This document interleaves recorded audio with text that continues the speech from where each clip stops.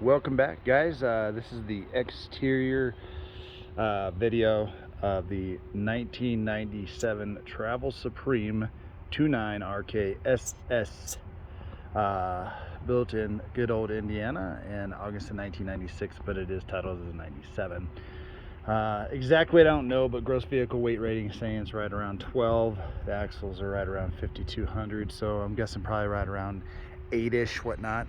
Those axle weights are just for your gross axle weight ratings. They are not for, you don't add these two numbers to get together to get your weights. But gotta say that overall I'm very pleased on how this little RV turned out. I want to say thank you to the guy that emailed me this morning offering it to buy it from me. It's not for sale. Unless a family member was interested in buying it, I would potentially talk to them about it, because it is such a great made little RV. And I'll tell you why. Newer models are lighter. They are weighter, typically lighter in general, but they'll have some stuff in there like Corian or marble countertops, granite, whatnot. And I think that's neat. We had one like that, but usually as the years go by, this I think was on the forefront of the way the building process was for slides and everything like that.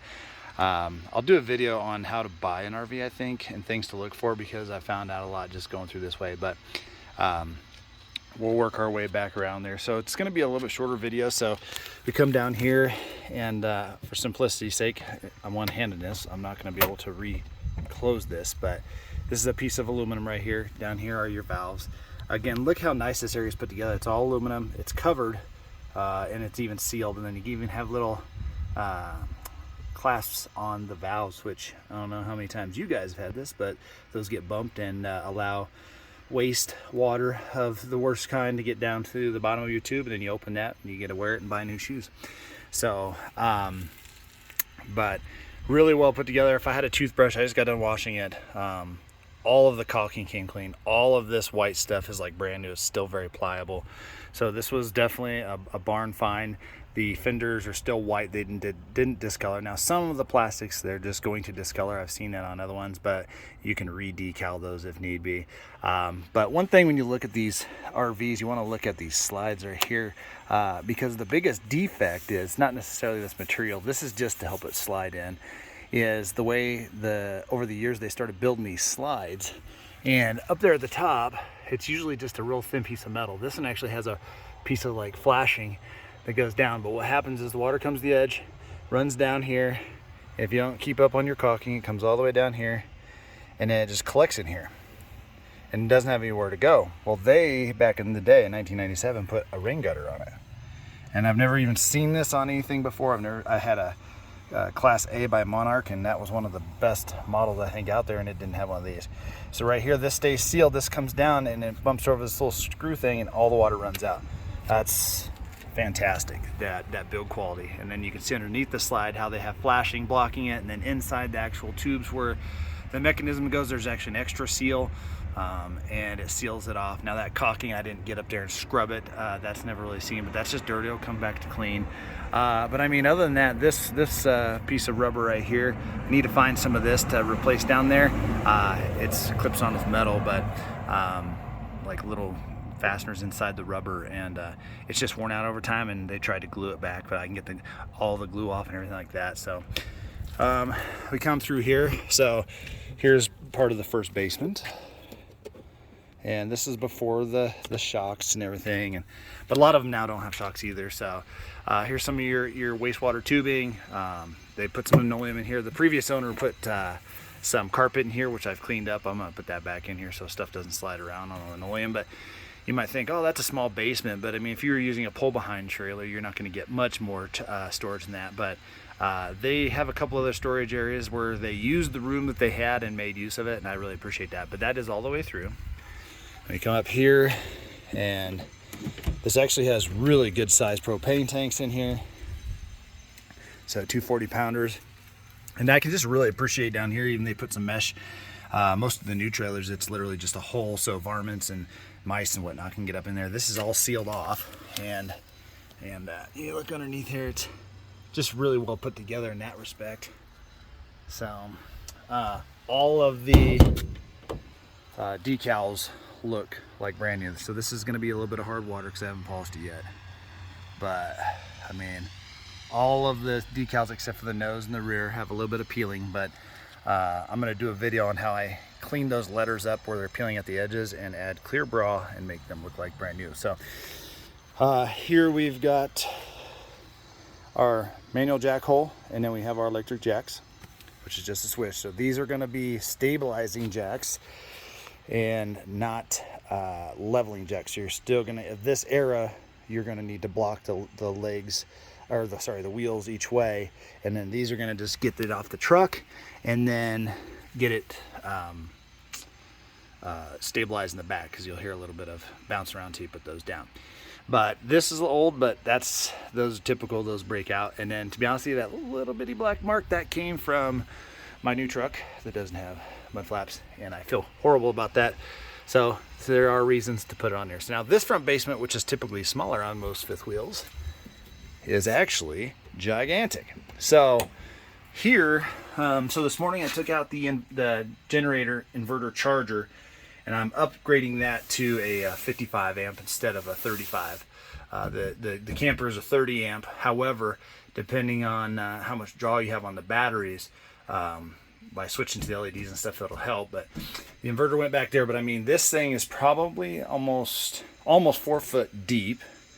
It's got to be about 2.5, 3 feet tall. And it's got to be close to 5 foot long. I was actually in here taking the inverter out. That's just your battery box. So you'd have plenty of room to put another battery right behind that battery instead of all this storage, which typically these are only about 1.5 feet, 2 feet deep by like 3 or 4 feet wide. So they really did well with this. But I mean, all in all, steel frame, not even aluminum. It's built exceptionally well. So good basement there. We come back up to this pin box, and look how nice they just sealed everything up. I mean, this stuff is still shining like new. Had to clean up the pin box because the guy had graphite grease on it. I used the Teflon plates, never had any issues with those, and no mess. So if you bump into that, to get that off before you go into your trailer. Outside we do have a removable awning, but it is manual of this era. And then these are actually so you can disconnect this from the trailer and stake it out to the ground and have like a carport. Never knew that until we had our Class A. Super cool. All of the decals came out phenomenal. Then we come over here. This is the other side of that pass-through storage. And these are locking, but they're super light doors because they're that aluminum.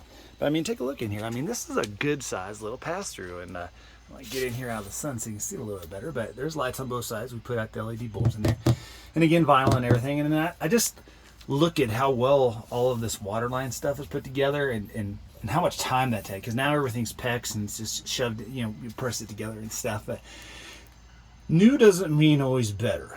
It might mean lighter, but usually lighter is, unless you're using carbon fiber, comes at the cost of structural integrity.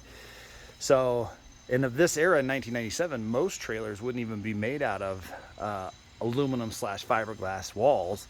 They would have been the corrugated type aluminum, which there are benefits to having this over that. Not that that's bad, but the paint doesn't stick to very well and everything like that over time. So this right here is actually a little light, so when you turn on your porch light up there, it comes on. So this is the yellowing I was talking about. That's going to happen just with age. So you got your refrigerator, venting, your hood range, and then this always does it. But I'm going to get some white vinyl and wrap it. It'll look like brand new. So pretty cool there. It rides on those aluminum wheels, and then this little guy even has like mud flaps and stuff. But I mean, these are still shiny. I mean, usually they're cracked. These are whiskers from my cleaning brush, but I mean, usually these don't even hold up on new ones. I mean, they're very well built. And one thing I wanted to show everybody is most new suspensions have like a leaf spring and maybe a couple pairs of shackles, and this thing not only has shackles but 5 leaf springs and shocks, and not even any rust. Really, in theory, I've seen newer trucks with more rust on than that. So pretty cool there. Let's back out here. All right, so we come around. There's the scare lights, full rubber walk-on roof, and I mean, this roof is super solid. I mean, I was up there scrubbing it with some simple green. Just because it's been inside, I'll probably rubberize it. But I mean, in all reality, it's just, I've walked on newer roofs that were spongy and they were new, so they weren't obviously rotten. So here's the hot water heater. I took the cover off so I can clean inside there. So if we drop this bad boy on there, everything's harder one-handed. So, but let me put this on. Stand by. All right, now we're back. This is a cool little area. Here's your back manual stabilizers. We come into here, and like I said, they did well with using the space. So you come back here, and they put a little storage here, which, you know, 1 or 2 inflatable paddle boards. They had like a dozen chairs in there. Super deep. It's got to be 5.5 feet deep, almost 4 foot wide, maybe 3.5 feet. So super wide there. So very cool there. Stand by. All right, welcome back. Kiddo had a question. So again, we come around here, and I like all these creation windows. I mean, there are some high quality windows. One thing you also wouldn't see for this in this era a lot, or even today's standard, is a molded front and rear cap. So usually it's just a piece of fiberglass. This is molded, so obviously you don't want to damage it because you probably wouldn't find another one. But this ladder's super supportive, all chrome. Have this really great tube for your sewer tube if you want to put it in there. And it's just really nice. It's aluminum, has the caps on it, but actually has a pin in it too, so you can actually get to it, everything like that. All right, welcome back. So that aluminum tube is great. I like that tube on all my trailers. I don't like the stinky hose being in any part of a compartment. So spare tire cover, which is just kind of cool. That, I mean, the vinyl ones, they stretch out, they wear out, and then they blow away in the wind. Ours is somewhere in Kansas off our 15. So nice sealed up lights. We got another scare light there. And then, like I said, you just look at these decals, and they're so cool. They're so nice. I mean, I got to get the hard water off them and polish this thing, but we have the cable. If you look at cable, but most people don't bother with that now. They do a dish. This is where your cord's going to come up and out, right here. So you'll flip this little window open. You'll run the door out there. But I mean, that hole's connected to the one on the other side. So I mean, you could actually put extra sewer fittings in there if you wanted to, just keeping in mind that your cord's gonna be rolled up. And then we have our freshwater fill, and then so this would be for your city water hookup, and your fill for your fresh tank. But usually you don't even see these little connectors even holding on there anymore. This thing is still on here. This thing is usually broke off or gone or long gone. I mean, it's incredible to see not only the quality, but how well it held up over time. So again, so this is our only slide. And another thing you'll find again on this era, having this fiberglass, it just stays cooler, but I mean, it's just built better. But I mean, this is usually like a corrugated aluminum type, even on the newer fifth wheels. So I mean, to have this white stay white and everything, it's just phenomenal. But we come around here and we're back around to this other side. That was the walk around of everything. I appreciate you guys looking and watching my videos. I'm gonna bring you one on the Ford here soon, and I'll bring you one on the Chevy that I had before that. And I might do a video on how to hook up the inverter for these bad boys. Yeah, when it's, just because it's older doesn't mean it's not just as good as the new stuff. And matter of fact, I would say that this is built better than our 15 was. Even though I enjoy having the automatic levelers, I enjoy a lot of the other aspects of the newer coaches when it comes to you know, some of the amenities. But all in all, I mean, this thing has everything we'd want in it. So it's just a great little RV. So thanks, and be safe out there.